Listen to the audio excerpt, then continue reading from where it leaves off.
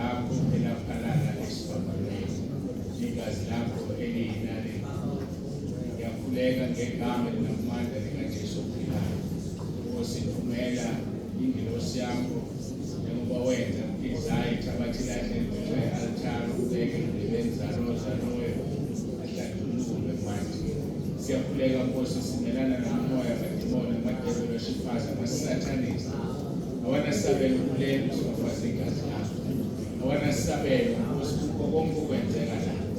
Awanasabelo nakulamafoni azobe ethatha inkonzo ngegama likaJesu. Sibafazi igazi lakho Nkosi, ngiyala wonke amandla esitha awanasabelo waphuma ahambe ngegama elinamandla likaJesu ophilayo. Sikela kuwe zonke lezi inkolo Nkosi, sibafazi igazi lakho lasedekeni efanele phezu kwendlu yokukhonza ezihlalweni zonke Nkosi, nasothangweni noma ubani ozayo uyisitha makakhululwe ngegama elinamandla likaJesu, makakhululwe ngamandla kaMoya Omngcwele. Siyakhuleka-ke Nkosi, sinikela kuwena bonke abantu abezayo asebekhona, mabakhululwe emandleni obumnyama uIsaiah 61:1, nababizwe ngeqembu lolwesizwe 3:6 and 7. Ngiyakhuleka uNkulunkulu wethu Musa, kuba Nkosi bonke bakhululwe labo eboshwe khona, ikakhulu labo badlalela inkazimulo yakho, labo bafundile ngegama lenkosi uJesu Kristu waseNazaretha. Dineni-ke Nkosi, sikhulekele izwi lakho ukuba likwenze umsebenzi ebantwaneni bakho. Ngiyakhuleka Nkosi, siphathele lezi nkonzo zonke nabazokuma phambi kwethu Nkosi, basize babe khuthalele ukuba izisebenzi ezithembekile ezikhombisa kahle izwi lakho, bangalidikisi izwi Nkosi. Nosathana nakudala ukuthi lisendleleni liphume ekhaya ezulwini liza kubona lisuka kubona liza kuthini. Siyakhulekela izwi lakho Nkosi, balwenza umsebenzi. Batha konke-ke Moya Omngcwele ngegama elinamandla likaJesu ophilayo. Ngaphandle kwakho Nkosi asibanga sinalutho. Sithi hlala nathi Nkosi, sekuyahlwa. Hlala nathi Nkosi, imini siyaphela. Hlala nathi Nkosi, zokushiya ukuthi lezi nkonzo zanamhlanje noma lezi nkonzo zikaJulayi zaphansi kwesikhululo, hlala nathi-ke Nkosi. Sicela konke lokho uJesu ophilayo, uJesu Kristu inkosi. Amen.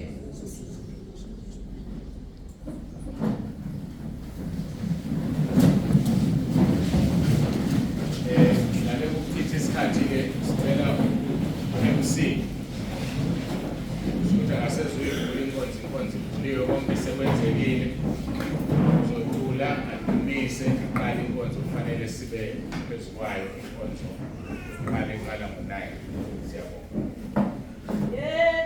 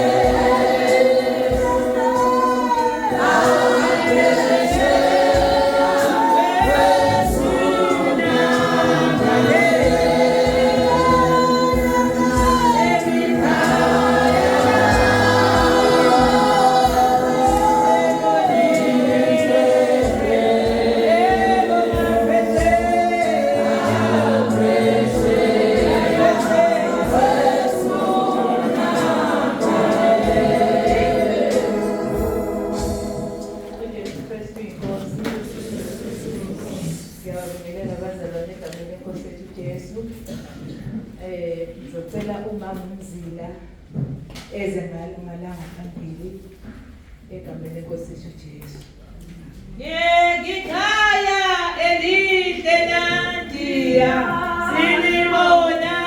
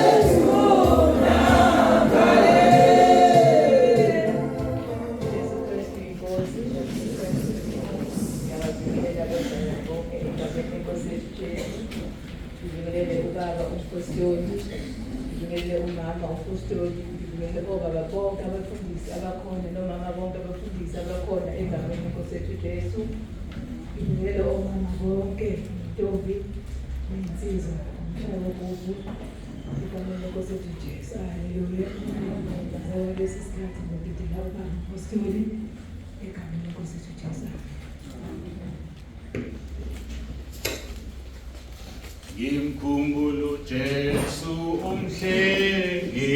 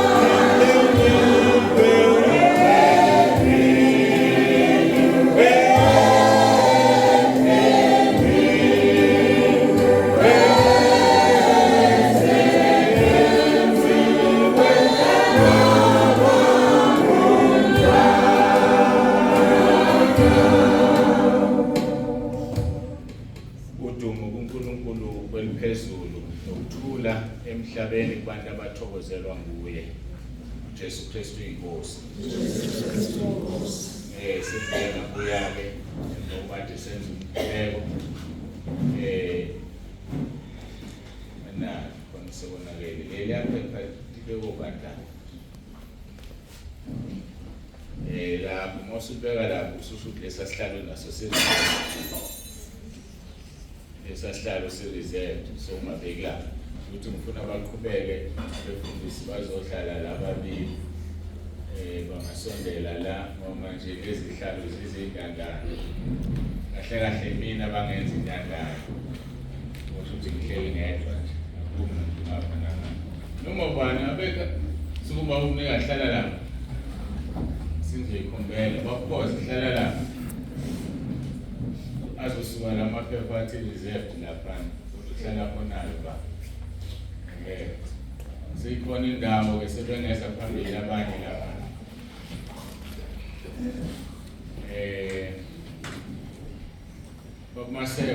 Mama Marcel, ngingandapha baba.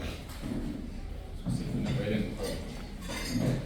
Nespace-ke ngiyacela nje izihlalo ngabikho isihlalo esingahlezi umuntu esiphambi kwakho. Uzosisiza lokho ukuze mabengena abangenayo singabi nenkinga. Sekusipolela nje ngoba sekuhlaleke kanje. Nabanye abefundisa abalapha emuva befanele ngibabiza i-second down. Kodwa nazi ezinye ihlalo nomama befundisa bani mama wemfundisa undodakazi uyazazi-ke lo ngibiza kanjani mana umfundisa undodakazi nayindawo zangapha bese kubobani kabani angibaboni kahle mangiye bese lapha zohlala umama uMadlula wayintandane nawe usuthule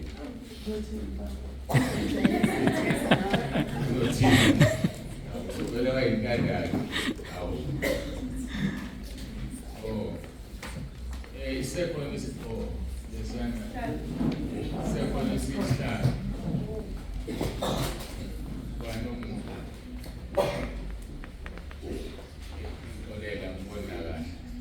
angikale ngibingelele ngoba isikhathi siyahamba singekho kufanele ingene esikhathini sabanye abantu le nkonzo ngethemba wonke umuntu oyibona iprogram unayo phambi kwakhe sisosukwini lesibili mhlaka 8 July ngicela ama-asha lapha akhethane lodwa i-asha lingitholele bonke abantu abala mangithi bonke abala akube khona umuntu ozorepresenta sazi ukuthi khona abasebhamshele sazi ukuthi khona abasemideni babekhona babengekho abekho sazi ukuthi obani abakhona kufanele sikwazi lokho bese siyakusho embuzweni elandelayo noma nini konke ukusho nini kodwa nje ngicela abaholi bama-branch babonke ibranch yabo ibhalisiwe bese kuthi-ke abangani abasuka la kekho khona branch bayazana bona bathi umuntu oyedwa hamba yobhalisa njengoba ngiyabona nje khona abasengqongeni niyazi engqongeni anazi bayazazi bona akuqhubeka-ke ngizama ukuchaza-ke ukuthi kunabantu abaningi kanjani abahlukene khona nendawo yasengqongeni kuyacaca-ke la ukuthi-ke soba ne-break ka-30 minutes bese siya enkonzweni soyiphathelwa Pastor RB Masebo kuyilunch siya enkonzweni soyiphathela uPastor S8 Khoza bese kuba nofakazi abawu-10 emva kwabo inkonzo yokugcina isiqubulo senkonzo zethu hlala nathi ukuba sekuzokuhlwa ukudinga inkosi kusasa sizoba nesidlo senkosi khona ingane ezobusiswa bese kuba inkonzo yosuku lokugcina ngale-ke emva kuma-programs izwi elithathelwa khona igama lebandla levision yebandla kunjalo-ke akukho okunye siyaqhubeka-ke inkonzo yokugcoba njengamanje Ordination Service ngike ngachaza kancane izolo ukuthi kunabazalwane asebenza umsebenzi kaNkulunkulu lapho ke khona so ke kuyadinga ukuthi badotshwe kodwa qala kufanele ngikhuleke ngizwe ukuthi uNkulunkulu uyavuma yini.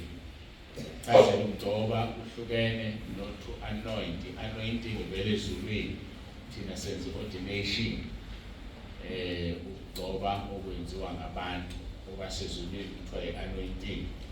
Sizokwenza ke lokho ukugcoba badotshwe bawenze umsebenzi ngendlela efanele. Nayo inkonzo namhlanje izoba phansi kwaso isiqubulo esithi hlala nathi ukuba sekuyahlwa. Izohlangana nje ngandlela thize nokugcotshwa kwabantu, ukugcotshwa kwabazalwane, kubisona siqubulo uNkulunkulu asinikeze sona ukuthi siqhubeke ngaso. Ngizama ukuthi yini engishiyayo. Ngiyathemba ukuthi asebenzisekile lamashawa, ngiphinde ngixolise kakhulu bazalwane. Sakhe amashawa u-26 awaphelile. Kuphele 10 kulo 26. Nizobona nje imani yalapha akwazi ukugeze kulawa amanye. Uma kuwukuthi ukhona okwazi ukucupha geze ningayibulali-ke lento ngoba ayikhaviwe kodwa singafisa nje singawasebenzisi ukuze kungabi bikho okufayo sebezowaqedela ngesonto elilandelayo ukuvuma kwenkosi. Ngicela ukuthi ngikhulekele bese siya ezwini lenkosi. Singachithi isikhathi.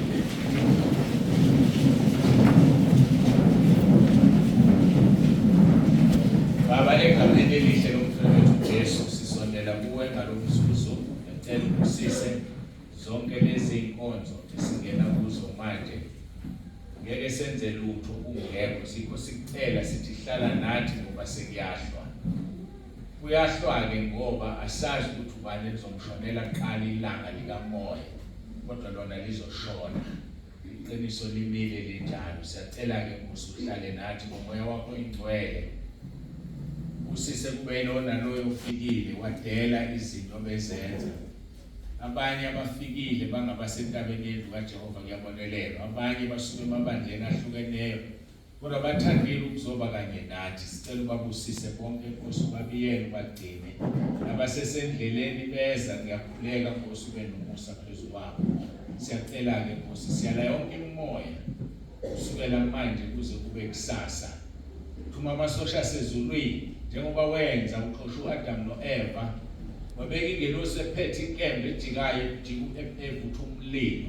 Namanje Nkosi sigade usibiyele njengenhlamvu yesolanga. Usibiyele ngamaHubo 139 verse 5 usizungeze ngemva nangaphambili ubeke isandla sakho phezu kwethu. Sicela konke lokhu ngoJesu Kristu inkosi ephilayo. Amen.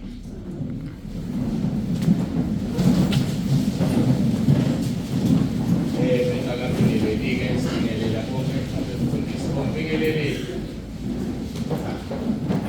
singelela abefundisi bonke nomama abefundisi nobaba bonke abakhona bafikile, nomama, intombi nezinsizwa no-Sunday school, umphathi wohlelo nosishayela izinsimbi egameni lenkosi uJesu. Sibingelele nale ndoda le ekhipha inkonzo live ku-YouTube. I-live ba? Yeah. Khipha inkonzo live ku-YouTube. Siyabingelela kakhulu babujali. Wenza umsebenzi wesimangaliso. Kunabantu asebekhona ekhaya lezwi abasibone ku-YouTube bese befuna ukungena ekhaya lezwi. Kunabantu abasizakalayo. Siyambonga uNkulunkulu kakhulu ngoba babujali uNkulunkulu ambusise emsebenzini akawenzayo. Siyadinga ukuthi simthwale. Ngiyacela ukuthi sonke ke senze lento sihambe siye ku-YouTube siyobheka lezi inkonzo bese ufike udindezela le button e-subscribe. Le button e-subscribe kufanele sifike ku-1000 ama-subscribers okungenani sidinga 1000. So ngiyacela-ke ukuthi siyenze leyo nto abakwazi ukuyenza. Uma ungakwazi ukuyenza utshele umzukulu wakho ngoba izinto sezaziwa abazukulu noma-ke indodakazi ikuyele bese uyasubscribe. Sijwayele ukuthi la kusubscribe khona kukhokha imali. Cha, akhokha imali. Usubscribele ukuthi uma ubaba ujale ifaka nje inkonzo bese kuvela i-notification efonini yakho ukuthi inkonzo isingenile ku-YouTube. ungazi uyicinga uyifuna iyona ezokufuna wena izokutshela kodwa kukho ozokhokha bese kusisiza ukuthi noma yinini noma sikuphi sikwazi ukuthi sirekhode live kakhulu uma sesifike ku 1000 subscribers namanje ke napho siyawubona umusa kaNkulunkulu nangekuba ujali kuyenzeka kodwa siyacela ukuthi ake subscribe lenike inkonzo leyo uzoyitholela uma uNkulunkulu evuma ngikwazi nami ukwenza mhlambe neza phakathi neviki ngizozama ukuthi zibe live ivele ibonakale kusho ukuthi kuzokusiza-ke ukuthi awusezojaha kakhulu ku WhatsApp uzovela uyingenele ku YouTube futhi uzongena ngayo le link abazobe kuthumelele yona ushaya yona ungene kulula-ke ngoba phela uYouTube uyabagqilaza abaningi ngesikhathi ungena ku YouTube udlula kwamanye ama-sites angafanele angcolile ayikho into esizoyenza so ke uma ke usunelink ngicabanga ukuthi uvela uye ngqo kuleyo nkonzo ngaphandle kokudlula kwezinye indawo so subscriber ke kuzokusiza lokho asiye ke enkonzweni yethu izwe silifundayo uKaLuka chapter 24 sifunda verse 29 uKaLuka chapter 24 sifunda verse 29 sidoba ke abazalwane namhlanje sengichazile-ke isizathu kodwa-ke ngisifuna isiqiniseko uNkulunkulu singavele sigcobe umuntu ngoba sithi wenza umsebenzi kanti asazi ukuthi kwenzakalani uNkulunkulu okufanele a-endorse ngolimi lwesilungu lezulu lakhona ngazi avume aqinisekise ukuthi lowo muntu ufanelekile uKaLuka chapter 24 sofunda verse 29 bamncengisisa bathi hlala nathi ngokuba sekuzakuhlwa nemini isiyadlula wangena wahlala nabo asiphinde bamncengisisa bathi hlala nathi ngokuba sekuzakuhlwa nemini isiyadlula wangena wahlala nabo izolo ke besikhuluma ngalo lelizwi izolo siqalephi siqale ku verse 13 noma hayi ukufunda ukukhuluma nokuchaza sizoxhumakela sidine khona izolo kodwa ngithanda ukugcizelela ukuthi abadotshwayo kufanele bamncengisise ngoba uma bengamncengisisi ngeke bakwazi ukwenza umsebenzi kaNkulunkulu uma bengasho kuye ukuthi hlala nathi umsebenzi kaNkulunkulu abawenzayo bazowenza engekho sothi sizwe kuthiwa hayi usibanibani usethwele ngoba izinto zizobe zingasenzeki esesukile uNkulunkulu umuntu esenamahloni ngoba abantu bakhathazwa ukusaba abantu kunokusaba uNkulunkulu uma besingayokubesaba abantu ngabe ivangeli ligcwele umhlaba wonke yodwa into elimaza umuntu ukusaba umuntu basho abafundi beboshwa kuthiwa mntwana phuma ke madoda ningaphinde nilithithi igama likaJesu bathi uPetro thina sikhuluma ngakho siyakwazi kufanele sihloniphe bani nina ngoba nisibopha nisishaya noma kufanele sisaba uNkulunkulu kodwa thina sosaba uNkulunkulu uma abantu bebesaba uNkulunkulu ngoba nabafundisi kugcina kungena ungalungile emabandleni ngoba besaba ukuthi abazalwane bazohamba kanti cha abahambayo phelile abo bengebona basekhaya akuthina sonke sidalelwe izulu so bayeke bahambe kunokuthi uye esihogweni uhole ibandla libheke esihogweni asimele iqiniso likaNkulunkulu silishumayele siliphile silenze ngoba kufanele sishumayele into esingayenzi sisazokuzwa ngakho lokho akufuneki umfundisi oyibhodi okhomba idolobha athi eJohannesburg amakhilomitha angaka kodwa leli bhodi lakhiwe la eKZN akaze liye eJohannesburg kodwa libhizi liyabathatha lobafaka eJohannesburg so ke thina njengabefundisi kufanele siphile impilo ezokwenza ukuthi izimvu zikaNkulunkulu zibafuze abelusi ngakho ke uma ke abadotshwayo bethi hlala nathi uzohlala nabo kuphi kufanele ahlale nabo emsebenzini wakhe abadotshelwa wona namhlanje uNkulunkulu ke ngihlale ngithaza lento ayikho into ayizonda njengokungalalelwa. Inkosi uSawuli akamlalelanga uNkulunkulu, wasuka kuye wagcina sehamba izangoma, wagcina senza izinto ezingafanele. Ukusuka kuNkulunkulu nokungamlaleli lithi iBhayibheli ukungalaleli kufana nesono sokubhula.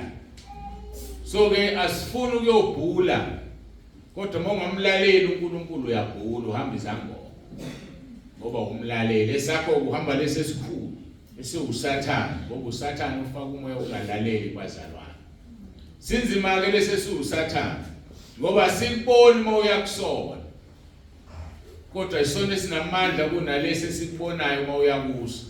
Fika ubamba ulayini sigadeke leyo nto. Kuthiwa umunye umfundisi bahlangana ngiziyisho indawo ngoba siku YouTube mhlambe nayo igcine ilalela le nkonzo. Bahlangana endaweni ethize mase behlangene naye bamba ulayini, mayethi qala nathi ikholwa lakhe nalo libamba ulayini. Ngoba ziyahlangana ukuhamba lifuza imbiza. Bathi hayi wakhipha 1000 ubaba la. Wathi bamba la awungazi awuzange ungibona, asazange thina nawe mina.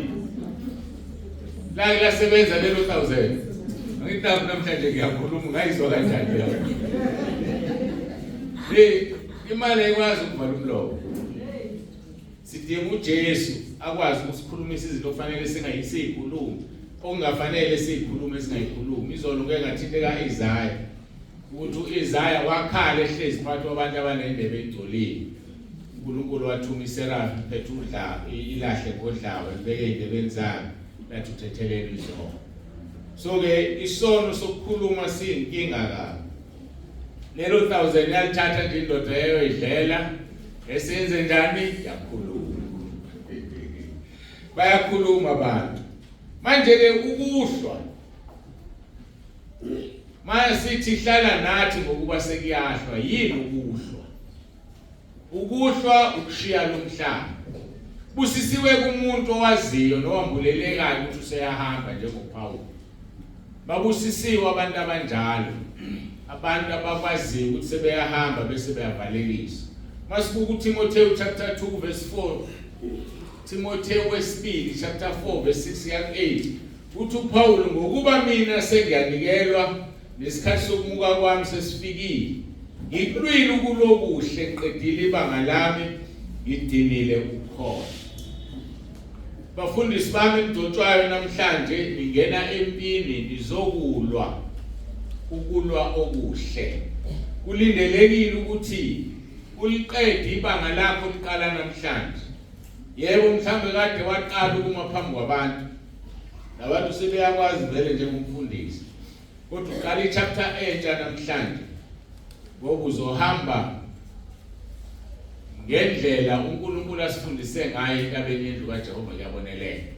Awusezuhamba noma ikanjani, kodwa sewuyazi ukuthi okwenzayo intaba yendlu kaJehova Kuyabonelelwa, ibandla likaJesu kufanele libonakala ukuthi uJesu uyaphila kulona. Ngoba sisazophendula, bayazi abantu abaye bathi sicela ukungena, sicela ukweluswa, besho besekhaya lezi bethi sicela ukweluswa entabeni yendlu kaJehova. Ngikhuleke ngicela uNkulunkulu abarejiste kwiregister yasezulwini, ngoba le yasemhlabeni ayisebenzi, usebenze yasezulwini. Ngoba mina ibandla anginabo futhi abantu ngoba ngidala ngamuntu. So ke ningabe lokhu nicabanga ukuthi nisebandleni la likaNtsibanda, uNtsibanda kanalo ibandla. Mhlambe lakho ke wena moxoxa nabangani bami uthi hayi ibandleni lami entabeni, hayi ke mhlambe lakho mina cha anginalo. Yingakho umuntu ofuna ukuba ngwasentabeni ngicela uNkulunkulu amregister kwiregister esezulwini, abese lo muntu ongenayo uNkulunkulu asiphathele yena ngomoya ongcwele. Ngoba mawuzophathwa yithina la uzolimala. Bayaphuma abantu emabandleni belimele, athi ngilinyazwe umfundisi, ngilinyazwe umzalwane, inyathelekile. Ngithi ke umuntu onyathele angazi ukuthola abantu abangenazi inyawo ongeke unyatheleke kulona. Ngoba noma ungatholela ama wheelchair odwa nawe ayashayisana. So kusho ukuthi kuhle umuntu aphathwe umoya ongcwele. Umoya ongcwele uyakunderstand uNkulunkulu yena okudalile. Uyazi ukuthi kuphi la uzolimala khona, ikuphi la ungeke ulimale khona. So nonke ke ningabasentabeni yendlu kaJehova yazini ukuthi ngiphethwe umoya kaNkulunkulu, aniphethwe umoya. So ke uthi umpostoli Paul ngikulwile ukulokuhle ngiqedile ibanga lami ngigcinile ukukholwa. I fought the good fight, I have finished the race, I've kept the faith. Ngoba ifaith ifuna ukulondolozwa igcine. Ngoba uma ukukholwa kungasekho ikholo suke selifile. Athi verse 8 sengibekelwe umqhele wokulunga eyangipha wona ngalolu suku inkosi umahlulelo olungile kungeyimingedwa kepha bonke abathandile ukubonakala kwayo. So nina njengoba nidodwa namhlanje nasebadodwa yazi ukuthi ubekele umqhele wabantu abanqobile, umqhele wabantu asebeliqedile ibanga, umqhele wabantu abakulwini ukulokuhle bakudina ukukholwa. So umqhele akusiwona umobani. So imqhele yethu ayilingani ngale. Khona abayothola imqhele emkhulu, khona abayothola emncane. Into emnandi nje ngezulu uthi sona sikho. Ngabe bayabulalana abantu ezulwini. Ngomhawu. Wena indaba uthola umqhele omkhulu kunowami. Manje ayikho lonto leyo. Ngoba nalabo bazobe bengenayo imqhele bazobe bejabulela ukuthi basekhaya ezulwini. Laba abangazange balwe abavele bashuka uma 10 verse 9 basiyaphuma imphefumulo abanamqhele kodwa bobezifakile ingubo ezimhlophe. So ke ubusisiwe koyilondayo. Manje kunamagama asho uPaul la ku verse 8. Ake ngiufunde kodwa ngifuna lo line okugcina. Sengibekela umqhele wokulunga eyangipha wona ngalolu suku inkosi umahlulelo olungileyo. Kungeyiningedwa kepha bonke abathandile ukubonakala kwayo. Bonke abathandile. Ukhona ongathanda ukubonakala kaJesu? Akaphamisa isandla ongathanda. Akekho. Kodwa manje kuthwalana umqhele wabo bonke abathandile. Asithandi ngomlomo, asithandi ngezwi ukuthi ngiyathanda.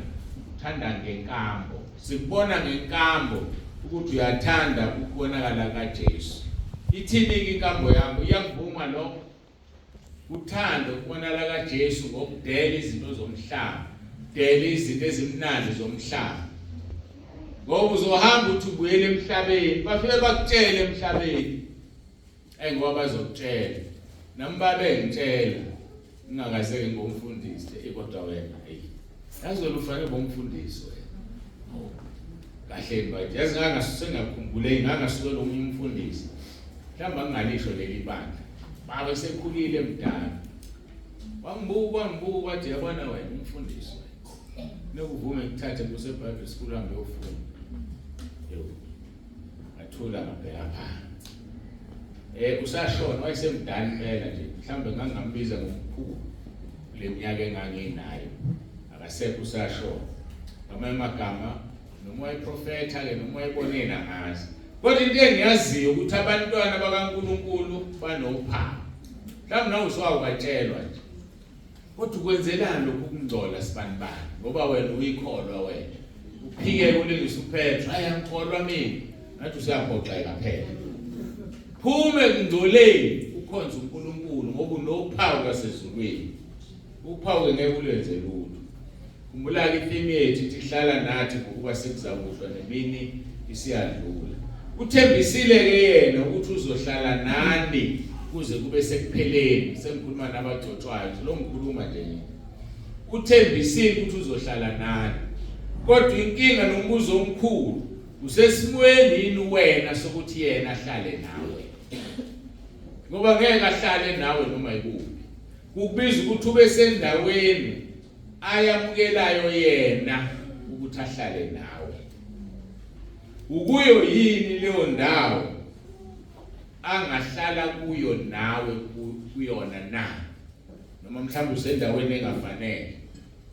Ingakho ke izwi lenkosi kwabaseRoma 12 verse 1 no verse 2 athi ngiyancenga bazalwane kuba ninikele imizimba yenu ibe umnikelo ophilileyo. Manje unikelile umzimba wakho ngeke ahlale nawo. Ngeke ahlale. Ngoba inyama yenza okunye lokho kuzomxosha ngoba yena inyama yakho iyithempeli lakhe.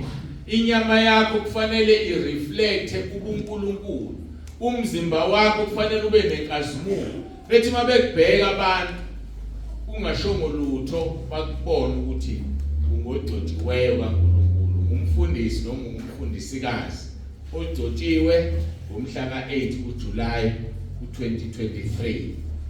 Ukuyo yini indawo angahlala nawe kuyo? Sihlushwa ke imimoya. Usho njalo uMshumayeli 10 verse 4. Umoya wombuso ukuvukela ungayishiya indawo yakho. Bayishiya abantu indawo yakho.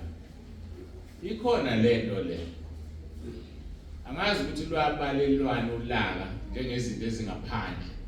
Ngoba kuthiwa lithi izwi lenkosi zonke izona umuntu azenzayo zingaphandle komzimba kodwa ukufele kusemzimbeni wakhe.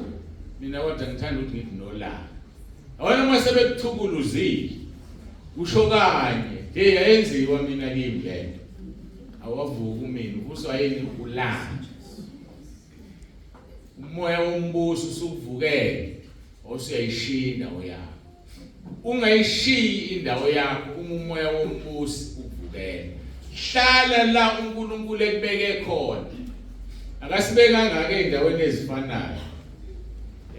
Asikhonto engicela ngiphe yona-ke bazalwane. Ngipheni ithishu. Umkhuhlane ufuna ukuhlasela. Irole nje izohlala la ngoba ngiyazi ukuthi ikhala lami lifuna ukulungiswa ke manje. Indawo uNkulunkulu akubeke kuyona kufanele ungasuki. Uhlale. Noma ngabe isimo senze njani. Into ebuhlungu asinikeziwe izinto ezifanayo sonke. Yabona. Into ebuhlungu asinikeziwe izinto ezifanayo sonke. Cha asifani. Lo yamshado awufani nomunye umshado.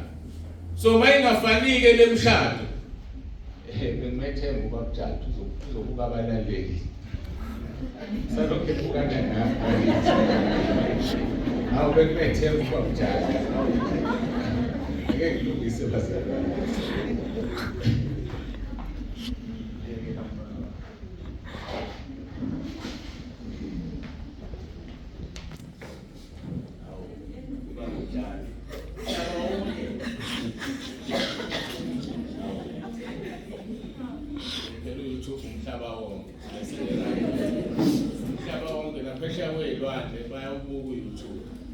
So ke sikhuluma ke ngombusi, umoya wombusi ovukela umuntu. Uma usuthe uyavuka uvuka nje nangengane yakho. Vele yenza ingane yakho ukuthi ukuthela ugcwala uthi. Ubonke kwabona ukuthela amadoda. Yiki iBhayibheli likhuluma ngobaba lithi bangabacasula abantwana. Ngoba umntwana mayicasuka aphuma hamba aqhubula umlomo. Ucabanga ukuthi uphume wahamba wena kanti usethu ukuthela.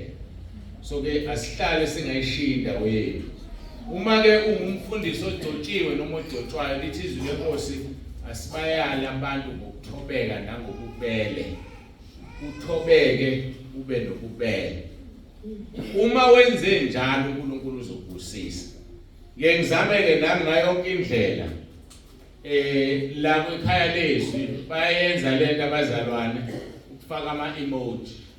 Yebo ngiyazi abanye abawafaki ngenhloso, abanye bawafaka ngenhloso. Ngenza short mase ngibhala imessage. Ngithi ngokukhulu ukuzithoba ngiyacela phela Nkosi yami ukhiphe lama-emoji.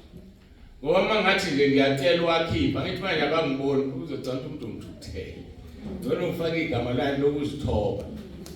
So ke asizameni bazalwane ukuthi noma umoya wombuso ukuvukela ungayishiya indawo yakho. Khumbula ke ngeke ukwazi ukwenza umsebenzi wenkosi ingahleli nawe futhi wena ungekho kuyo. Ayingeke impela uwenze umsebenzi wenkosi. Uyodina wenza okaSathane, baningi abenza okaSathane. Bathwele babuya koNigeria, babuya kuzo zonke lezi indawo. Okungalindelekile siye ezintweni eziphathekayo. Kodwa thina senze ngani? Siyaguqa sikhuleke. Siyafasta. Ngiyambonga ke mina uNkulunkulu inkonzo ye-fasting yomkhosi wangambulela yona eqedwe ukungibiza. Ngathi mangiqala ngenza umsebenzi wakhe ngeke ngixoxe ngayo 14 days. So kubiza ukuthi thina wethu amandla asedolweni ayawekho entweni eziphathekayo. Make waguqa nje ungavumi ukusukuma lapho usafana nangesikhathi uqale ngaso. Kufuneka uma usukuma nje uqeda umkhuleko uzibuze ukuthi khona yini engigeyinile kwasezulwini. Ngoba uma ungageyinanga lutho ubudlala lo mkhuleko. Okubuhlungu ke khona abantu abaqalayo bakhuleke baqeda ukukhuleka bebabi kunangesikhathi beqala ukukhuleka. Abanjani ke lapho uthi uyakhuleka uzunya ukuthoba. Phapha muguqile awukade ngikhuleke. Ngathi kusho ngcono bawukhulekanga ulela ukukhuleka nenkosi. Usu worse than when you started praying. So ke gada ukuthi mawusukuma uqeda ukukhuleka ukhulile kunanga lesi sikhathi ungakaqali ukukhuleka. Mawungakhulile khona ukuzoma izicinge zihlole emzalwane ubone ukuthi usekukholweni. Ngitheke ngeke ukwazi ukwenza umsebenzi wenkosi ingahleli nawe ungekho kuyo. Masibheka izwi lenkosi uJohn 15 uverse 4 kuya 8 ngilaleliseni kahle nini emgcotshwana. Hlalani kimi amazwi kaJesu lawo. Nami kini njengalokhu igatsha lingethela izithelo ngokwalo kuphela uma lihlala emvinini kunjalo nani kuphela uma nihlala kimi. Ngeke sizibone izithelo zakho uma ungahlezi emvinini okuyiwona wona. Ngisho usuthanda usukhuleka usuwenzani yodini usubribe usukhipha imali ukuze kwenzeke izinto. Ngeke uNkulunkulu ahambisane nawe ungekho kuye. Uthi kuJesu hlalani kimi nami kini njengalokhu igatsha lingethela izithelo ngokwalo kuphela uma lihlala emvinini kanjalo nani kuphela uma nihlala kimi. Verse 5 mina ngingumvini nina ngamagatsha ohlala kimi nami kuye lo uthela izithelo eziningi ukuba ngaphandle kwami ningenze lutho. Akuhlale engqondweni yomfundisi odotshwayo namhlanje ukuthi ayikho into engayenza ngaphandle kaNkulunkulu. Ayikho futhi into ongayenza. Nale ucabanga ukuthi ungayenza ngeke uyenze manje usathana. Ngihleke laba bantu mangibameme ukuthi naye weze enkonzweni uzokhona. Hey ngixayile mina bangitsibande ngiyasebenza. Hawu. Ufuna leli ngakuthiwa upikela uNkulunkulu ngomsebenzi wakho. Uyazi uzokuhlalisa phansi. Usungasebenzi. Awuhlula nje ukumnika isandle uhambe umkhonza. Khona abantu abahluleka ukumkhonza uNkulunkulu. Bethi bayasebenza. Kanti la manje okusebenza wathathele. Mayingakuhlalisa phansi uvela ugule nje ulala embhedeni. Bazi batshela umsebenzi ayisesanele incwadi zakho zikadokotela umsebenzi uphelile. Bathi bangathi uphelile bese kugegela kusindisa. Indawo yokuqala yakuyo esontweni ofuna ukukhuleka.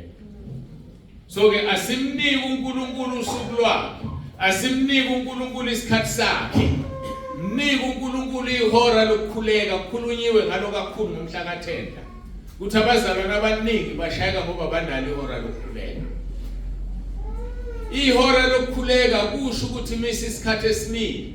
Mina njalo njengo12 ngiyakhuleka ngoba namadimoni ayakulindela abese uvala umkhuleko wakho. Khuleka noma yinini. Musuzishayela umthetho ngoba mawuthi ukhuleka ngo12 bese wena uya emkhulekweni ngo5:12 usuwonile nje enganamandla sona umthetho. Wonile washayela umthetho. Njalo nje mina ngolesihlanu ngizila ukudla. Bese kuba khona lesihlanu oluphoqayo ngakuzila ukudla. Uzivuma nileso sona.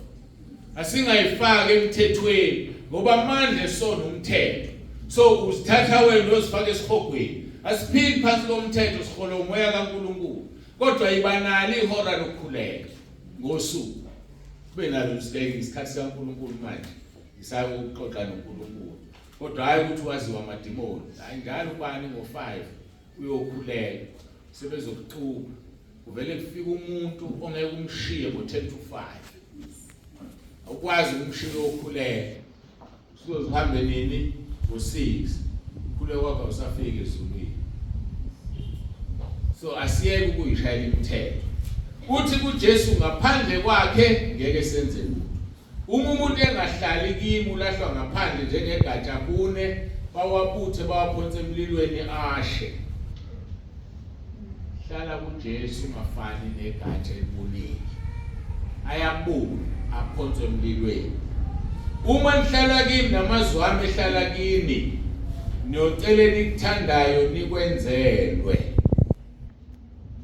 Nanku asenzelwa izinto esizithandayo nje ngoba asihleli kuye, namazwi akhe awahlali kithi. Amazwi kaJesu awahlale kuwe. Uma nihlala kimi namazwi ami ehlala kini, nocela enikuthandayo nikwenzele. Abanye bayazi ngikukhuleke lo mkhuleko. Mangibakhulekele hayi futhi uyaphendula uma sengifike lapha ngoba kusuke sekunzima. Bese ngivele ngithi Nkosi, ngithembisile wathi mangihlala kuwe namazwi akhe ehlala kimi uzongenzela engikucelayo. Namhlanje ke nakho engikucelayo. Awusizi usibanibani ngeke futhi angamsizi. Hayi ngeke angamsizi ngoba ngiyazi ukuthi ngihlezi kuye. Ngiyazi ukuthi amazwi akhe ngiwadinile ngiwalondile. So okwakhe uthi ayenze lento wasengimkhumbuzile. John 15:7 ngimthanda kabi. Ngoba uNkulunkulu uyalenza izwi lakhe uyalilalela. Kodwa manje mawungahlezi kuye uzoba senkingeni. Kuyahlupha ke ngesinye isikhathi. Ufisa ukukhuleka lo mkhuleko kanti ukhulekela umuntu oqabene noNkulunkulu. Ngeke akwenze lokho kodwa kunalokho uzokutshela. Yona phathe ebuhlungu ke kuba umfundisi le. Yona phathe ebuhlungu. Balethe umuntu umkhulekele. Ngesikhathi umkhulekela bese ethi ngeke asinde. Uzokwenza njani? Uzosho uzobatshela. Uzoqhubeka ukukhuleke. Ushalaze ubheke. Kodwa uyazi ukuthi akazi ukusinda. Omunye akasindi ngenxa yomzali wakhe. Yikho babuza abafundi. Yindaba Nkosi lo muntu eyinkumputhe. Ingoba uwone abazali bakhe noma kone yena na wathi uJesu abona ngamuntu. Ngoba khona izinto esiyizo ngoba kunabantu abonile. Thina ke abantu abamnyama sinecala elikhulu phambi kaNkulunkulu. Mhlamba belungu bangcono angazi. Ngoba ifika ingane ethi iseswini kudla isihlambezo. Kanti uyinikela kuSathane. Kunelo ukuyithola ifuneka iyolahlwa. Awusabona nawe engqondweni yakho lokuyilahla ngempela. Iyakhula iyakuhlupha ingane kanti wayilahla. Iphinde ithwine ebali ifuna ukosusa ibali. Kunezinto eziningi nje kubantu abamnyama. Iyakhula ingane idatshiwe yenziwe lokho nalokho izono ezithwele ngazazi. Angazi ukuthi kwenzekani kuthina bazalwane. Yingakho ke bekufanele singayishalazeleli inkonzo okuvuma izono. Ngoba ushaya lezi zinto ezenzeke kuwe ungazazi. Mawunenhlalo usenomzali wakho mina bekuzothi uhlale phansi nomzali wakho umbuze. Ake ningitsheleni yini nayenza ubuyeza umoya omuhle ngoba manje umbuza ngokumaccuse ngeke akutshele. Ubuze nje kahle. Ngangingane njani nganginjani ukuhlupha ngikhule kanjani. Ovela ngoba uma wena ngokuhlupha wena. Njalo nje after 3 months of isibiza inyanga thina la abusayithola information oyifunayo. Akutshela kusuka lapha ngokubhala phansi. Kulethe sikhuleke sishaya umadimo. Mhlawumbe umzali wakhe akakholwa ngeke aze asivumele sosono ukukhuluma. So ke uma unomzali wakho nenhlanhla mbuze nje umbuze kahle axoxe naye enganakile ukuthi uyayiteba ukuthi wenzani kuwe. Kodwa nje iyadinga lo nkonzo ukuthi uyenze ngoba ubone ezinye izinto zingakulungeli nje izinto ezenziwa kuwe uncane. Ubone udemoni elithize lingasuki kuwe nje beze bekuncome bajabule yazi ufuza umalume wakho uyisoka wena ufuza umalume uhleke kancane ujabule kanti umfuze kabi umfuze endaweni wrong. Ungalikhishwe leli demoni ube normal ube umuntu noma kuthiwe ufuza uanti wakho uanti wakho wayishiya ingane ina 2 years ayimadodeni. Kathi ulisebona lokho nawe. Mhlawumbe ufuza umama wakho wayishiya wena. Una 2 years. Ngathi usuqala uhlane phoma usuna 2 years. Kusho ukuthi masathi unenyaka wodwa egijima nayo madodeni. awubazi obaba babehambe begona yikho ke nawe usunje angiyeke lapha ngazikhulumela sengikhuluma indaba manje. Bazalwana ke sihlaleni kuJesu, uvumela izwi lakhe lihlale kuwe, lihlala ngomoya ongcwele izwi, alihlali nje linqunu, lihlala ngomoya ongcwele. Ngoba masihlezi ngomoya ongcwele liyaqubuka ngesikhathi esidingakalayo.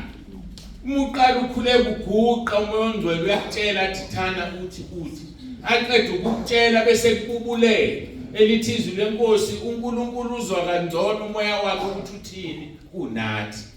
Manje ukuze umoya ongcwele ahlale kuwe, hlala kuye nawe, ulenze izwi, uligcine londa izwi. Ngeke izinto zenzeke mfundisi ogcotshwayo namhlanje uma ungahlali kuJesu. Ngeke izinto zenzeke uma izwi ungalilondi. Athi umbhalo ku-119 ngiyalilonda izwi lakho ukuze ngibone kuwe. Mawulonda izwi uvike ukona. Bese bethi abantu abahluleka ukulonda izwi, hayi ngeke usaphile emhlabeni unyathela intuthwane ukuthi uthi awunasono. Uyaphila umuntu angasenzi isono. Ngoba lithi izozela uNkulunkulu akasenzi isono. So uma uzelo uNkulunkulu ngoba imbewu kaNkulunkulu eyizwi kuwe. Yikho uJesu uma uhlala kimi nezwi lami lihlala kuwe ucela ukuthandayo. Ucela ukuthandayo because you are sinning no more. Awusasenzi isono. Yaphileka impilo yokungasenzi isono. Kodwa udinga izwi. Malingekho izwi uzoqhubeka wona. Niyagcotshwa ke namhlanje kuba nenza umsebenzi kaNkulunkulu. Khona maze awakhuluma uJesu wathi ningasebenzeli ukudla. Sesikhathela abafundisi abasebenzela izisu zabo. Akunike imali uNkulunkulu uhambe uyisebenzisela isisu sakho. Akunike imali uNkulunkulu uhambe uyothola ngayo umfundisi. Kulanjiwe ekhaya umfundisi upepenyeka nentombi emahotela ngemali kaNkulunkulu. Athi mayisemshaya uNkulunkulu udabukise. Kanti uyazi nekade enzani imali kaNkulunkulu. Ningasebenzeli ke isisu ngale mali. John 8:27 ya 29 uthi uJesu ningasebenzeli ukudla okuphelayo, kepha ukudla okuhlala kuze kube phakade, kuze kube ukuphila okuphakade. Eyakunipha khona indodana yomuntu ngokuba uyise uNkulunkulu ubekile uphawu kuyona. uJesu indodana kaNkulunkulu ibekuphawu. Ngithi ke njalo makufika kule ndimana isizulu siyahleka ukubeka. Ngesingisi indodana yomuntu, the son of man has been sealed. Ivalelwe, ibiyelwe, ibekwe uphawu. Ayisoze itholakale noma kuphi noma kanjani. And ibekuphawu ukuthi ayikwazi ukuhlala kubantu abangcolile. Hayi bangaqhamuka bona bashumayele benza izinto. Befaka amabhruku amancane nojini. Uphawu lesibona ngalo ukuthi cha indodana kaNkulunkulu ayikho la. Hayi bengashumayela inwele zizinde iqhunyiwe. Thina kodwa sobona ukuthi hayi ayikho. Khona lo zenza yona umphika uKristu. Hayi akekho uKristu lapho. Ngakho ke ubekile uNkulunkulu uphawu uthi uJesu ungasebenzeli ukudla okuphelayo, kepha ukudla okuhlala kuze kube ngokuphila okuphakade yakunipha khona indodana yomuntu ngokuba uyise uNkulunkulu ubekuphawu kuyona. Bathi ke kuye ayikhuluma nabo, singenzani ukuba sisebenze imisebenzi kaNkulunkulu na? Awulalela umsebenzi kaNkulunkulu yini?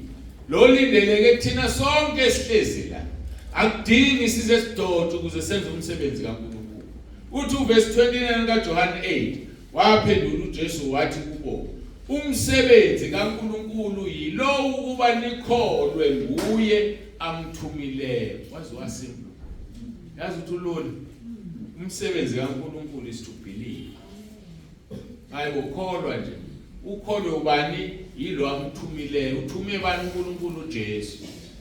And immediately ukukholwa uJesu uqalile wenza umsebenzi kaNkulunkulu. Konke okunye will just fall into place. Ukuthi wena uyashumayela, wena uyafakaza, wena uyakhuleka, wena uyaklina, wena wenzani, konke okunye kuzozingenela kodwa yonke indaba iqala phi? Ekholweni. ukwenza umsebenzi kaNkulunkulu ukukholwa yilo othunywe uNkulunkulu lisho ngalizo. So kusho ukuthi ngamanye amagama ke sonke masila endlini sithi siyakholwa sisemsebenzini kaNkulunkulu. Ngeke uwenze ungamnengile ukuthi ahlale nawe. Ukuze ukukhohlwa ukholelo kwezinye izinto. Sizobona usuwenza ezinye izinto ezingafanele kanti ngoba ukukholwa kunjani uncane. uJesu ekhuluma ngokukholwa lapha kuLuka 17 mawuqhubeka. Uthi ngeze kwenzeke ukuthi iqhubekise zingabibikho kodwa maye kulo yesiza ngaye. Usethi ke uma ukukholwa kwakho kungangaba inhlamvu yesinapi. It's one of the smallest seeds emhlabeni isinapi. Inhlamvu yesinapi imbewu yesinapi. Uma ungaba nokukholwa okuncane uthi uyositshela intaba ukuthi ayisuke la iphose olwandle kuyokwenzeka. So akudingi ube nokukholwa okukhulu kodwa udinga ukuba nokukholwa okwanele to move mountains. Intaba ke akuzona lezi sizibonayo kwakha abantu uzothatha abantu abaphose olwandle. Intaba ile nkinga yakho ubhekene nayo. uNkulunkulu uyayixazulula. Hawu yazo uyayixazulula uNkulunkulu. Khona indaba evukayo. Omunye umntwana owangapha enkani zomushto wangapha enkani ukhole bandleni ngezulisho wayesengenwa imoya wazonke ingane weAdo walala wakhulelwa mayeselalile wakhulelwa kwasa ngoba kuyasa wayibika kumama wakhe ekhaya eXolisi kanti umama wakhe wazana nami waseyangitshela umama wakhe mayesengitshelile lesimo sonke sasekhaya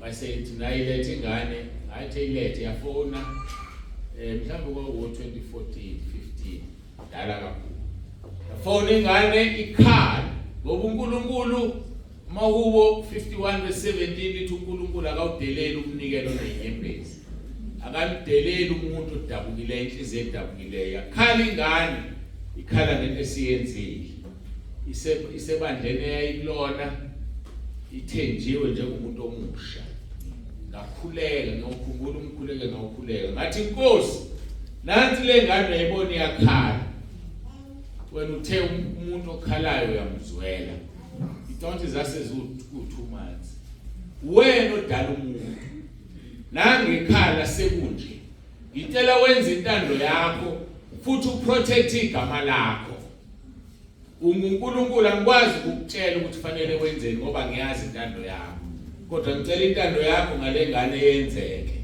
nokuvala umkhuleko kwadlula 1 week afone ingane sijabule sengivele ngayenza ukwenzama uNkulunkulu odala umuntu yena futhi othatha umphefumulo kodwa into esemqoka musumtshela ukuthi akenzeni ngoba uNkulunkulu uma yena wayifuna le ngane idinizele yayizodinizela iphila kodwa liprotect igama lakhe ngoba ngathi nje wena Nkosi ngicela uprotect igama lakho ukuthi ke kanjani uNkulunkulu yazi uNkulunkulu ke alikhicala lapho ingane ehambanga yokhipha isisu kodwa sitshela umuntu odala ingane uthi Nkosi uyayazi intando yakho asimtshela ukuthi akenzeni isimo sasekhaya babedla imbuya ngothi mokhuluma izulu esiqinile behlupheka le ngane ithenjiwe ebandleni isilingekile yenza lento iyenza kabi nomuntu oshadile yabona inklovekile ithula ithele kodwa uNkulunkulu ngokuyalalela lenza izwi lakhe uthi uma uhlala kimi namazwi akhe ehlala uma uhlala kimi namazwi ami ehlala kuwe ngicela ukuthandayo ukwenzela mawungalibamba lelo hlala nami Nkosi sekuyahlo ayimene uhlale naye zonke izinto zosolveka ayisolveki izinto ngoba ufuna ukuhlala naye ngakho ke lawa mazwi asho abafundi uJesu oyinkosi yethu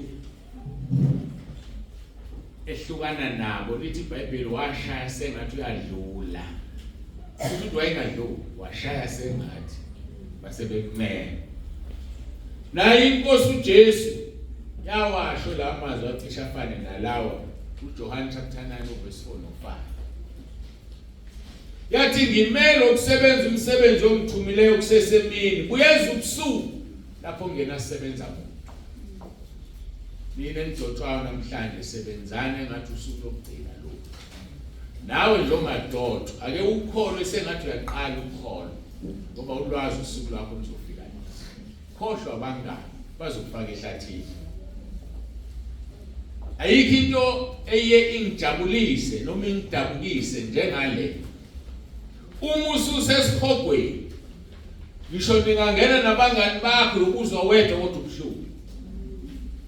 Uma ususezulwini ngisho kungangena ibandla lonke kodwa ubumnandi ukuzwa wedwa ukubuza ukuzwa umuntu. Pho manje uyenzelani into okujabulisa umuntu? Awudluli ngani kumuntu? Ubheka uNkulunkulu ugijima ubhekile kuJesu umqalisi nomphelelisi wokholwa wenu. Asidluleni kubantu bazalwane. Uthi kuJesu kumele ukusebenza umsebenzi omthumileyo kusesemini. Uyeza ubusuku lapho ngesebenze umuntu. Ngisekhona ezweni ngikukhanya kwezwe. Ngakho ke nini engidotshwayo namhlanje sebenzane noJesu wathi angisebenze kusesemini. Ngakho ke niyadotshwa kodwa nadotshwa ningakafiki emhlabeni. Lokho esizokwenza into nje yani yokudina icala. Ngakhumbula amazwi kaPawulu awabhala kwabase-Efesu. Khona amazwi ayisimanga. Ngoba abantu babuka bangadluli kumuntu. Abona kwase-Efesu Galatia 1 verse 1. Uthi uPawulu uyabingelele. Uyazisho ukuthi uPawulu umpostoli ongaveli kubantu noma ngomuntu kodwa ngoJesu Kristu noNkulunkulu uyise owamvusa kwabafileyo. What an introduction. Umpostoli ongaveli kumuntu noma ngomuntu kodwa ngoJesu. Ayihlale lento enhlizweni zenu uma umile ushumayela ivangeli awuvelanga ngomuntu. Awuveli kubantu. Yebo ngiyakugcoba namhlanje kodwa iqiniso lithi awuveli kunsibani. Uvela kuNkulunkulu ugcotshwa nguNkulunkulu. Laba bembangisa uPawulu kuthiwa nowePawulu indawo kube umpostoli wena. Ngoba abapostoli bayishumi nambili abahamba noJesu siyabazi wena wahambanga noJesu. Uqhamuka uJesu esefile wavuka ngosuku lwesithathu. Awusiyena umpostoli. So ke wayiphendula labo bantu nami ngahlangabezana nalo nkinga 2014 egama labo. Khona umpostoli sengamkhohlwa nesibongo. Futhi wangisaba kodwa ngoba kezanga kimi. Washo nomfundisi ongimemile. Awu ngithunze abantu umpostoli wadotshwa ubani. KZN yonke le nabantu abawu11 kuphela abadoba abantu babe ngabapostoli. Udotshwa ubani ke yena? Uthi ukuza umuntu ongazi naye wayeza kimi ke sezomuthi hey ndoda iyabuza le ndoda. Uthi ke mina izingane kimi. Ayizingane kimi. Ngathutuzwa lawo mazwi. Ngiumpostoli ongaveli kubantu noma ngomuntu kodwa ngoJesu Kristu noNkulunkulu uyise owamvusa kwabafileyo. Ngifisa ihlale lento enhlizweni zenu njengabefundisi. Awusuye umfundisi ngoba uvela kubantu noma ngomuntu. Bahlupha abantu ababekwa abantu. Wama bengasakufuni benzani bakuvotela bakususe. Ubekwa izulu, udotshwe izulu. Athi uNkulunkulu kuJeremiah emtshela ngakuJobanini chapter 1 verse 5. Ngingakakubumbi esiswini ngakwazi, ngakaphuma esizalweni ngakudwelisa ngakubeka umprofeti ezizweni. Waziwe ungakabunjwa. Before uphume esizalweni sikamama wakho wawusungcwelisiwe wadotshwa. Awudotshwa namhlanje. Namhlanje senzela abantu nokuthi uNkulunkulu akusebenzise ngalendlela asebenzisa ngayo ozokugcoba. Phela ayakukho kunye sikugcobela khona. Namhlanje ngigcwalisa umsebenzi owenziwa ungakazali. Umuntu akazithatheni lo msebenzi kushiswe Hebrews chapter 5 verse 4. umuntu akazithatheli lo msebenzi. Lithi akukho umuntu ozithathela leso sikhundla kuphela ubizela ubuso uNkulunkulu njengo-Aaron. Uyabizwa, ubizwa uNkulunkulu. And maye kubiza akakubizi namhlanje. Ufunda abaseRoma chapter 8 uqale ku-29 uzokuchazela uye ku-30. Sezokuya khona isikhathi sesibalekile. Kodwa nje ufunde lapho ubusuyazi ukuthi wabizwa nini, ababiziwe badotshwe nini, bayembathiswa nini inkazimulo. Sengizofunda amavesi amabili bese singena kuyinkonzo. Numeri 27 verse 18 ya 20 uJehova wathi kuMose, zithathela uJoshua indodana kaNuni, umuntu onomoya, ubeka isandla sakho phezu kwakhe, umise ngaphambi kwa-Eliyazari umpristi naphambi kwa yonke inhlangano, umnike isandla, umnike isikhundla emehlweni abo bonke. So asidobani ngasese. Kufanele abantu babe ufakazi namhlanje ukuthi udotshiwe, ukuze abantu bakwazi ukuvula umlomo, bakhulume, bakubuze sibani wenze nje. Yilento uyidotshelwa inkandi. Sibani wenze nje. Yilolo dobo walithola ngaleli yalanga lolo likwenzisa lo. Kufanele babe ufakazi, ungathuli. Lithi-ke ufuneka beke phambi kwa yonke inhlangano. Uthi uyakubeka udumo lwakho phezu kwakhe ukuba yonke inhlangano yabantwana bakwa-Israyeli ilalele. Isinye sezizathu sokubeka izandla zami phezu kwakho ukuba abantu bakulalele, abantu bakuzwe. Ukhona lento le engaphuzu kuyi-understand. Kodwa ke sengaya kuyi-understand uNkulunkulu eyichaza. Kunabantu abathi uma bekhuluma bemphambi kwabantu, abantu bavele baxokozele. Yazi abantu baxokozele. Abesethi yakhuza thulani phela umsindi. Bese kubakhona lo ozofika ngaphuza umsindi. Amayiqala nje ukukhuluma ukuthi cwa. Bese bemlalela. Uphiwe leyo voice athi mayivula umlomo bese kuyathula. Bese kubakhona lwathi mayivula umlomo bavele bawumzela. Ayike ngobe phi. Kodwa yingoba uNkulunkulu kubekile kuye ukuthi mayikhuluma wenzani, uyalalelwa. Yilelo kufuneka yenzekeke ukuthi manidotshwa abantu banilalele. Yakhumbula enkani sazo umunyaka siyozwaba khona. Ngama yamagama, it is preferable ukuthi uma kusemngcwabeni uqaliswe udini inkulumo. Ngoba bakhuluma bankande abantu. Kwathi nje makuthiwa hayi sekuzodedela umfundisi. Ithembe lalivulekile kushisa. Uqhamuka amadoda aphuma la kuliwa khona elandisiwe. Eza bathamasi. Hayi ngasukuma ngase ngimile esakhulukhuluma uMC angene entendeni.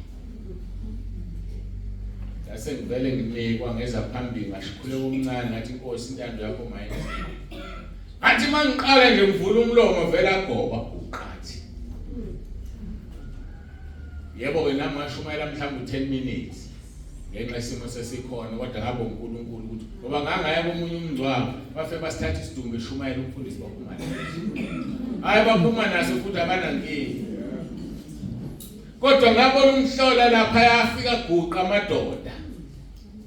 Alindela ngashumayela ngaqeda ngathandaza awuthatha umzimba. Ngathi akumina lo uNkulunkulu. Ngakho ke uNkulunkulu mayedoba ukudobela ukuthi abantu bakulalela. Ngoba kusuke kungakhulumi wena, ukhuluma yena wena. Nathi esihlezi phansi asingabuki umuntu, asibuki uNkulunkulu okulo muntu. Ngoba masilokhu sibukana nomuntu sizoba senkingeni. Kaphuni verse lokudini, Deuteronomy 34 verse 9 no 10. uJoshua indodana kaNuni wayigcwele umoya nokuhlakanipha ukuba uMose wayibekile izandla zakhe phezu kwakhe. Bantwana bakwa-Israyeli, okay, ngake ngime la. uJoshua waba nokuhlakanipha, kodwa ukuhlakanipha yenakho hayi ngoba kwakhe, ingoba uMose wayibeka izandla. Siyami, ubani ukubeka izandla? Ubani owakubeka izandla?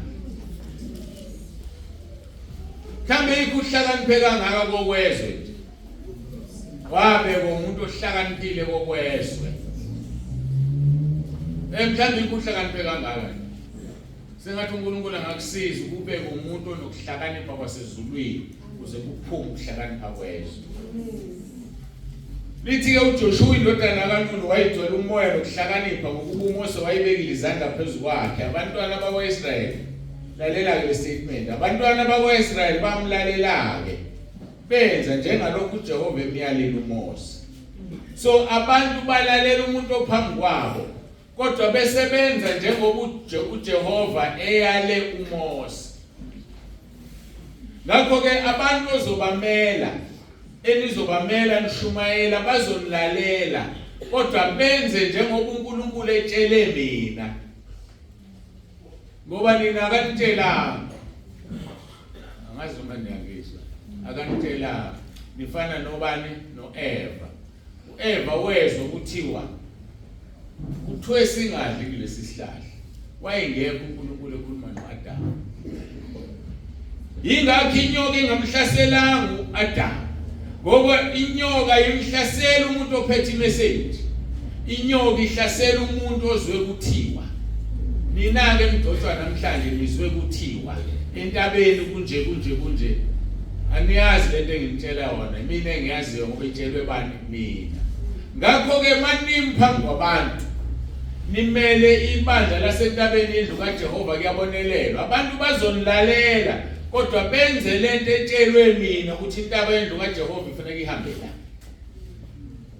Ngakho mase sikubona ungasahambi, abazalwane bakho bengasahambi la kufanele kuhanjwe khona, iyobe ilahlwe uwena. Ngoba mina bayahamba la kuthiwe angibahambise khona, nawe uhamba khona ngoba kuthiwe nawe hamba khona. Ngakho abantu uma phambi kwabo, ngamanye amagama ungami ulimele emphefumulweni, ungami udla isono, ungami ungekho right, ngoba uzodlulisa ukugula kwakho udlulisele kubantu. Ungami ungazwananga nonkosikazi. Lithi iBhayibheli lami lapha kuPetro oqala chapter 3 salise ngiywasenze ngacaphuka. Angcono kube ngikhumbule kahle bengeke First Peter ya cha bengiza kahle lapho uNkulunkulu sengikubile kodwa ngibukele ezweni. First Peter chapter 2 verse 7, kanjalo madoda hlalani nabo ngokokwazi njengalokho owesifazane eyisitsha esibuthakathaka, nibanike udumo lokhu beyizindlalifa zomusa ukuphila kanye nani, ukuze imikhuleko yenu ingathiwa. Uyathiwa umkhuleko womfundisi ume phambi kwabantu eqabene nomkakhe.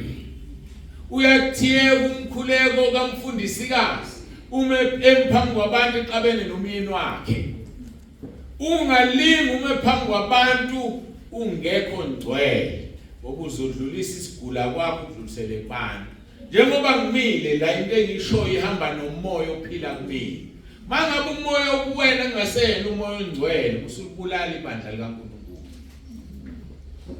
Lithi-ke uJoshua indodana kaNuni wayigcwele umoya nokuhlakanipha ngokuba uMose wayibekile izandla zakhe phezu kwakhe. Abantwana bakwa-Israyeli bamlalela-ke benza njengalokhu Jehova emyalile uMose.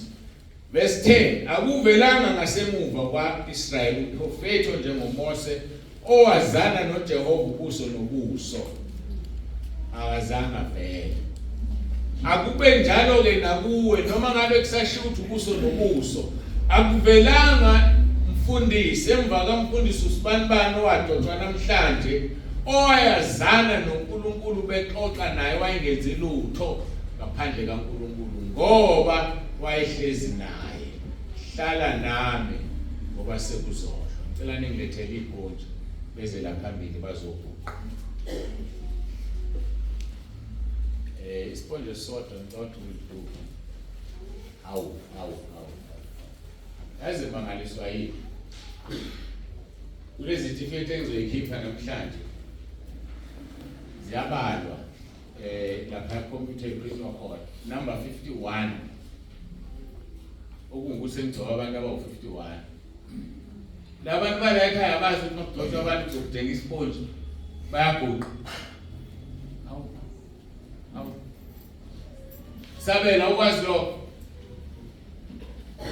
wathu usulele emzukulu wakhe wathu konyaka. Hawu angibaye kwagagula ngamakhono kodwa nje kuyaziwa nje ukuthi kuzoguqwa kufuneka isponji. Ngiyamangala mina fanele ngabe kade sibekile ishumayela ukuthi inkonzo yokugcoba.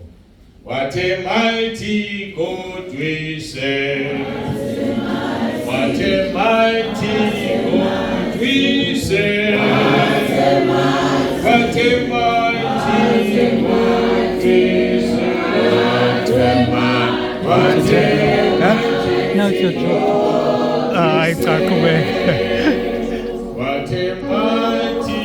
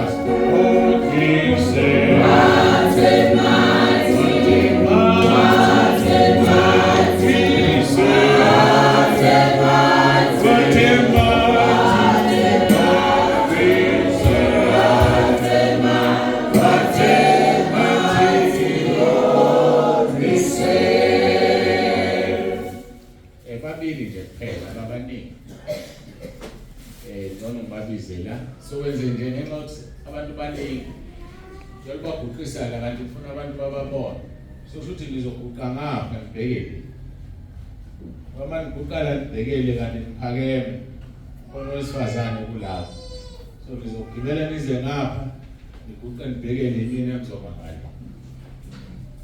Ngicela ubaba umlungisi Agrippa Jali azomselungisile ukuthi ubani ozosala ebamba into zakhe. Ngicela uyifocus lapha le noma khona umceli babo omusa.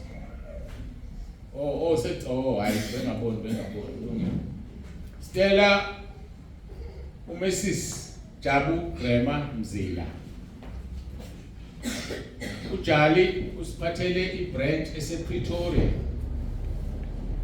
Sebesikhathe eside ingasukumi kahle isisukumile manje.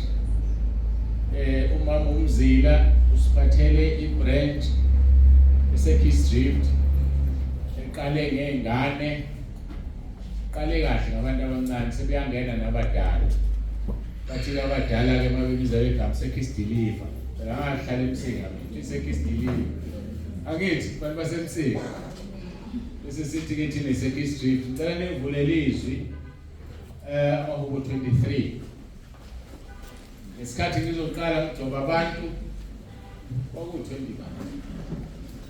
2012 mangaphazanga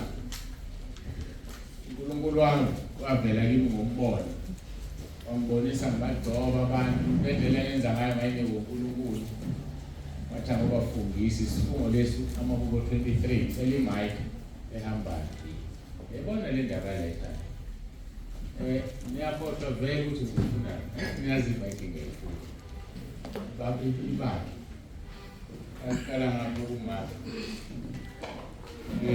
ndela amahubo 23 mama okuqala verse 1 uzofika verse 13 down to verse 6. Bambele. Hayi kulungile ukuthi ngiyathi kuyasitha. Kristu uyinkosi. Ngicela ukufunda lapha amahubo 23 sura verse 1 kuya ku 6. uJehova ungumalusi wami, angiyikweswela. Uyangilalisa emandelweni aluhlaza, uyangiyisa ngasemanzini okuphumula, ubuyisa umphefumulo wami. Uyangihola ezindleleni zokulunga ngenxa yegama lakhe. Noma ngihamba esigodini sethuzi lokufa, angesabi okubi, ngokuba wena unami. Intonga yakho nodondolo lwakho ziyangiduduza. Ulungisa itafula phambi kwami ebusweni bezitha zami. Ugcoba ikhanda lami ngamafutha, indebe yami iyachichima. Impela okuhle nomusa kuyakungilandela imihla yonke yokuphila kwami. Ngiyakuhlala endlini kaJehova kuze kube phakade. Amen. Jesu Kristu inkosi. Jesu Kristu inkosi. Jesu Kristu inkosi. Jesu Kristu inkosi. Amahoko 23 verses 1 to 6. uJehova ungumalusi wami, angiyikweswela. Uyangilalisa emadlelweni aluhlaza, uyangiyisa ngasemanzini okuphumula. Ubuyisa umphefumulo wami. Uyangihola ezindleleni zokulunga ngenxa yegama lakhe. Noma ngihamba esigodini sethunzi lokufa, angesabi okubi, ngokuba wena unami. Intonga yakho nodondolo lwakho ziyangiduduza. Ulungisa itafula phambi kwami ebusweni bezitha zami. Ugcoba ikhanda lami ngamafutha, indebe yami iyachichima. Impela okuhle nomusa kuyangilandela imihla yonke yokuphila kwami. Ngiyakuhlala endlini kaJehova kuze kube phakade. Amen. Siyabonga ke uNkulunkulu. Isitifiketi ke sibhalwe lawa mazwi. Sengicabanga manje ukuthi ngiwafunde. Timotheo 2 chapter 2 verse 15. Umuntu mayisibheke isitifiketi sakhe simkhumbuze lawa mazwi. Khuthalela ukuba uziveze uthembekile kuNkulunkulu, isisebenzi esingenamahloni esiqondisa kahle izwi leqiniso.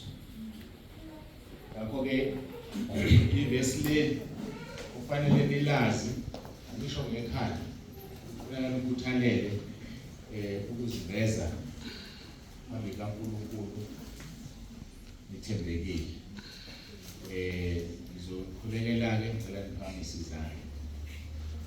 Baba, egameni likaJesu, phambi kobuso bakho namba abantwana bakho ngiyazithoba Nkosi sengiwenzile umsebenzi ongithume wona. Ngiyakhuleka ke Nkosi ukuthi ubasikelele kwabiyele kwadine njengenhlamvu yesolako ngoHubo 17 usho njalo. Phinde wenze Nkosi iHubo 34 verse 7 uyaleza ingelosi zakho Nkosi kubazimise nxa zonke kubo zibabiyele ngoba bayakwesaba. Ngiyacela Nkosi wenze iHubo 139 verse 5 ubazungeze ngemuva nangaphambili ubeke isandla sakho phezu kwabo. Ekugcineni Nkosi wenze ifa lakho lenzele ingcebo nezingcekazi zakho. Isaiah 54 verse 17. Asikho isikhali esilolelwe bona esiyophumelela. Nolimo olubavukelayo uzolwahlulela. Ngiyacela ke Nkosi ukuthi wenze izwi lakho phezu kwezimpilo zabo, hlala nabo ngoba sekuyahlwa nemini siyadlula. Sengizokhuleka Nkosi ngibeke izwi lakho phezu kwamakhanda abo ngamunye ngamunye, ngibize igama lakho Nkosi. Ngiyacela ukuthi wenze umsebenzi wembathisa inkazimulo ngamunye ngamunye, abantu babalalele kodwa benze lokho okufundwa yiwena, benze lokho kuyintando yakho usekhaya ezulwini.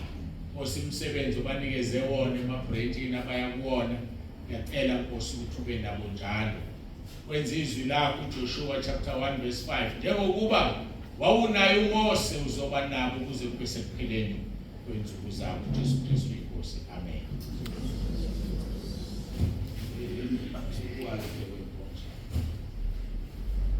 Baba, egameni likaJesu nangumntwana wakho ngikunikela kuwe manje.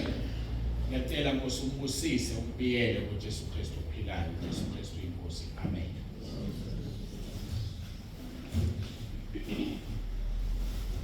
Baba, egameni likaJesu nangumntwana wakho ngikunikela kuwe manje. Ngiyacela umbiyele ukulondoloze ngegama elinamandla likaJesu Kristu ophilayo, Jesu Kristu inkosi. Amen. Sewuphelile umsebenzi, anginikezeke itifiketi zenu. Usubele walula kanjalo.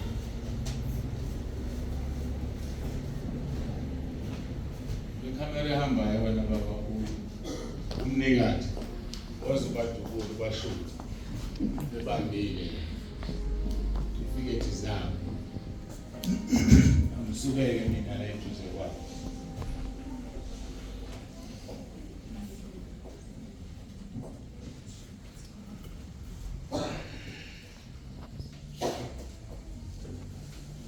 So right. Asituleni itulo siqonde ekhaya. Thini na?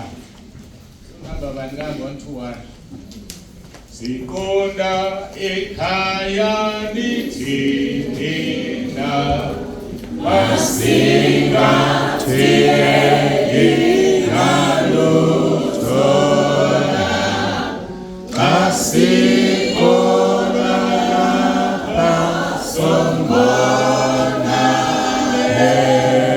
sodala noJesu Angpresanga nje ngibona ngalokhuza okay. Cela ukuthi ngikhuleke kusukela seke 15 minutes late. Kusukela ukuze sibreak silungiselele inkonzo elandelayo.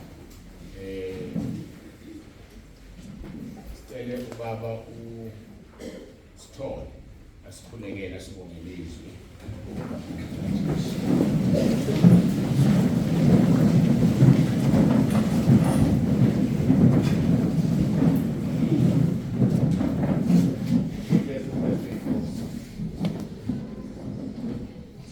Baba siyabonga emini yasekuseni. Sibonga Nkosi ukuhlangana. Sibonga Nkosi umusa uNkulunkulu esiubonayo kuze kube manje. Siyabonga moya oyingcwele. Sibonga uNkulunkulu ukuba usukhulumile. Wathi masihlale kuwe Nkosi.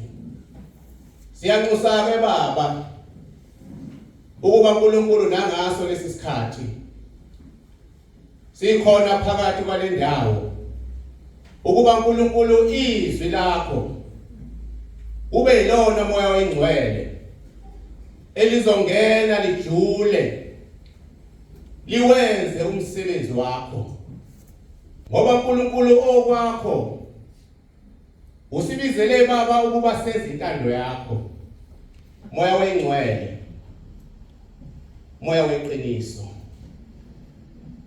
Sibeka nabantwana bakho Nkosi obonile kulolu suku lanamhlanje ukuba uNkulunkulu besazoqhubeka benze umsebenzi wakho bathembeke kuwe.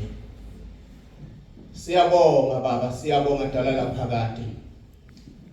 uNkulunkulu ubonile wazi wasimema uNkulunkulu kulolu suku nakulesi insuku Baba inkonzo isaqhubeka ukuba uNkulunkulu sihlale kuwe ukuba uNkulunkulu izwi lakho Baba lingene lijule ezinhlizweni zethu.